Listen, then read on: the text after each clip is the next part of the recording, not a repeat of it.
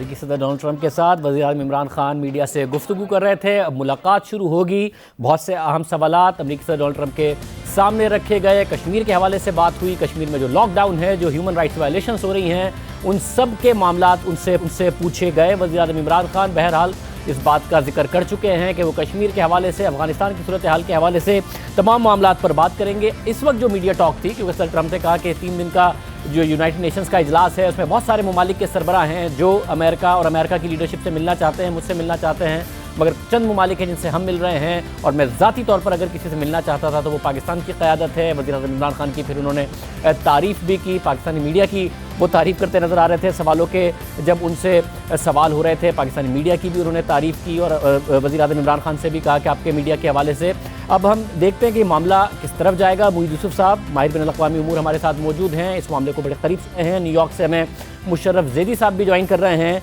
Senior तज़कियाकार हैं। आप दोनों का बहुत शुक्रिया। मुईद यूसुफ साहब, ये ज़ाहिर है आज 2 दिन में बहुत कुछ हुआ है। एक तो नरेंद्र मोदी का जो जलसा था ह्यूस्टन में, उसमें चले गए सदर ट्रंप, बड़ी अच्छी पॉजिटिव बातें इनकी तरफ से की गई।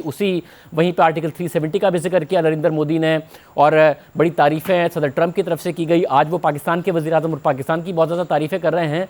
ये कुछ मस्बत समझा जाए कि कुछ मस्बत निकल सकता है इस मीटिंग से? शाहज़ेब, ये जो आपने अभी इब्तदाइया दिया है, इसका मतन है एक शख्स और उसका नाम है डोनाल्ड ट्रंप। कल ह्यूस्टन में जो हुआ वो ह्यूस्टन के क्राउड के लिए था, मोदी साहब के लिए था, इंडियन अमेरिकन वोट के लिए था। आज जो इस होटल में इमरान खान साहब के साथ होगा वो पाकिस्तानी अमेरिकन क्राउड के लिए है, उनके वोट्स के लिए है और प्राइम मिनिस्टर इमरान खान के लिए। देखिए, बुनियादी तौर पे डोनाल्ड ट्रंप साहब सारी ज़िंदगी बिज़नेस डील्स करते रहे हैं इस बुनियाद पे कि जहाँ जो फ़ायदा नज़र आए उसके साथ मिलके काम होगा। डेमोक्रेट्स को पैसे देते थे, रिपब्लिकन्स को देते थे। एक कट थ्रोट कंपटीशन में बिज़नेस इन्वायरमेंट में रहने वाले शख्स हैं और वो ही फार्मूला अपनी सदारत में भी अपना रहे। तो ये कल से मैं सुन रहा हूँ मीडिया पे वावेला मचा हुआ है कि तबाही हो गई, कश्मीर चला गया, ह्यूस्टन में क्या हो गया, वगैरह वगैरह। देखिए, जब मैं खुद आईनी शाहिद हूँ इसका, वाशिंगटन में कैपिटल वन अरीना में जब इमरान खान साहब ने 20,000 लोग जमा किए तो वाशिंगटन जो है वो कह रहा था कि जी ये तो हो ही नहीं सकता वाशिंगटन में। आज ह्यूस्टन में 50,000 है तो हमने सर झुकाया हुआ है। इसका कोई मतलब नहीं है। देखिए, जो अक़वाम मुत्तहिदा के इजलास में पहुंचने से पहले सूरत हाल थी वही अब है। हिंदुस्तान की सरजरिश जितनी हुई है अगस्त 5 के बाद, बहुत अरसे से वस्ती ममालिक में नहीं हुई थी।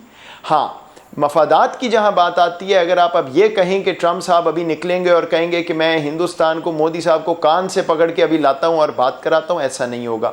अगर आप ये कहें कि इमरान खान साहब और ट्रंप साहब ये एग्री कर लेंगे कि कश्मीरियों के इंसानी हकूक़ पे उनका जो है उनके आंसू निकलते हैं ट्रंप साहब के और वो जो कुछ कर सकते हैं करेंगे, ऐसा भी नहीं है।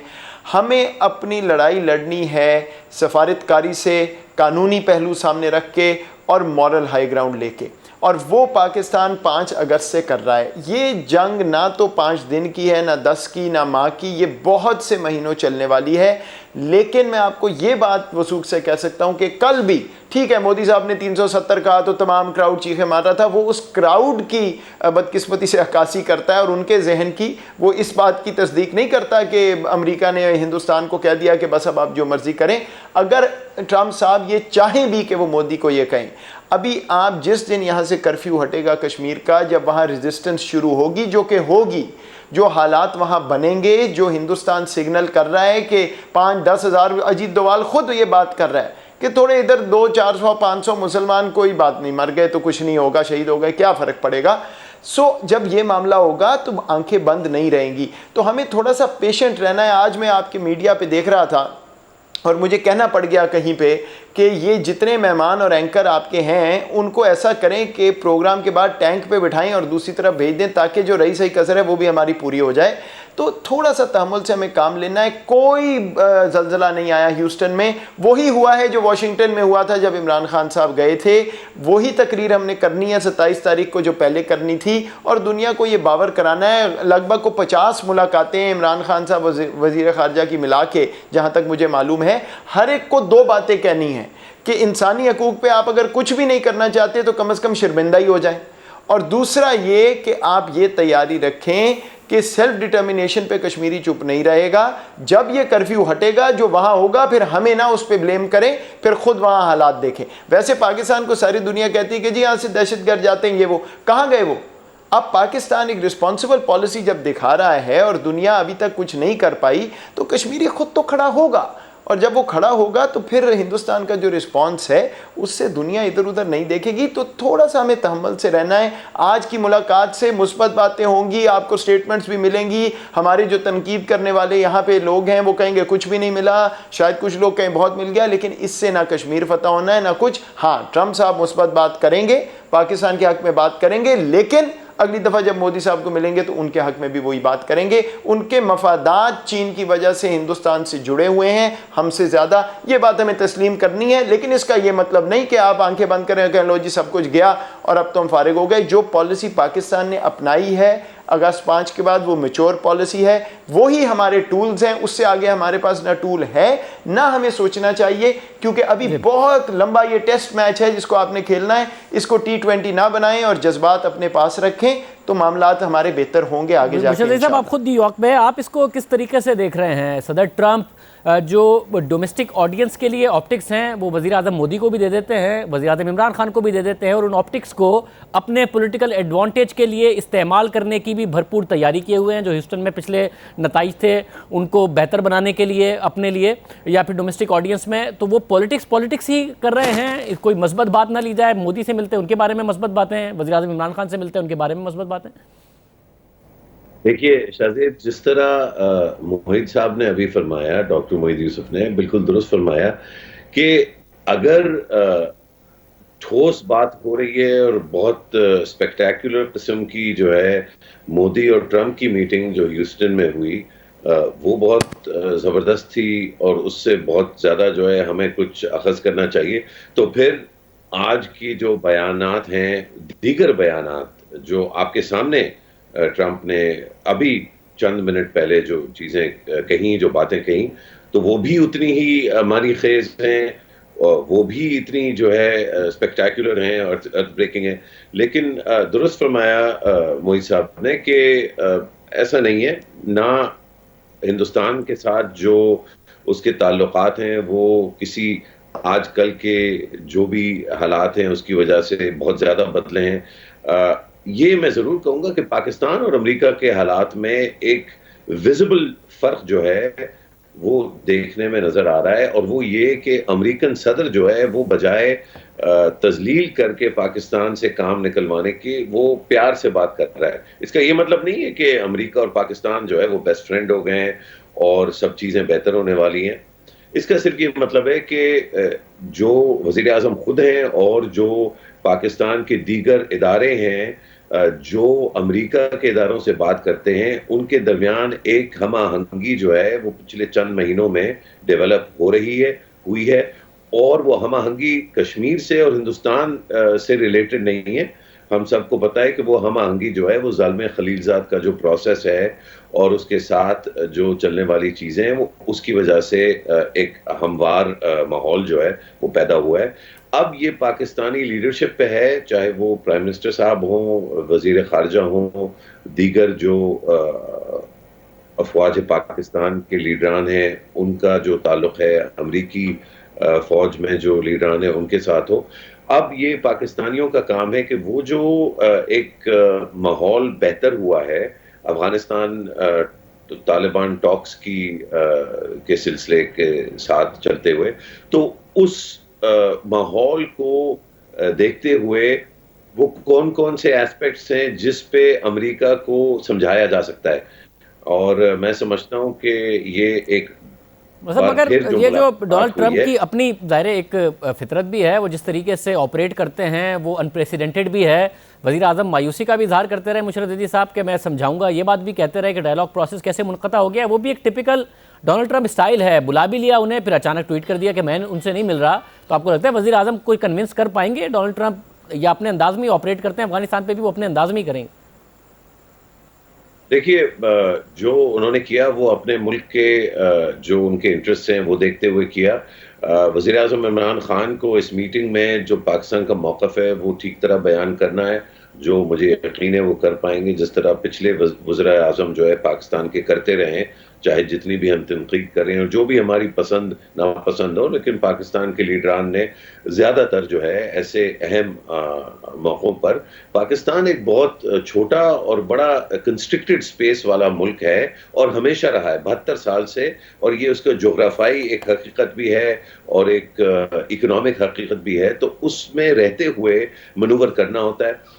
अब ये जो मनूवरिंग है, इसमें जैसे आपने कहा कि इमरान खान का इनके साथ जो इंटरेक्शन है वो भी बहुत अहम है, लेकिन जैसे मैंने पहले भी कहा, मैं फिर से इस पे जोर देना बड़ा ज़रूरी है कि जो सिस्टम वाइड जो इश्यूज हैं, यानी कि फौज के अंदर, इंटेलिजेंस सर्विसेज के अंदर, फॉरेन सर्विस के अंदर, और फिर जो कमर्शियल और ट्रेड रिलेशनशिप है, ये वो जो स्पेक्ट्रम है उसमें हमने वो चीज़ें देखनी है जहां पर अमेरिका के साथ ये जो हमवार माहौल बना है डोनाल्ड ट्रंप के और इमरान खान के दरमियान, उस हमवार माहौल को उसका किस तरह से मुकम्मल तौर पे एडवांटेज लिया जा सकता है। मैं मोदी साहब, आप क्या समझते हैं, क्योंकि वज़ीर आज़म पाकिस्तान में भी ये कह के गए थे कि मैं जाके बात करूंगा ट्रंप से, ये जो अफगानिस्तान के हवाले से हुआ मायूस हैं, फिर न्यूयॉर्क में भी बात करते हुए उन्होंने कहा कि ये बड़ी मायूसी है और मैं सदर ट्रंप से इस हवाले से बात करूंगा।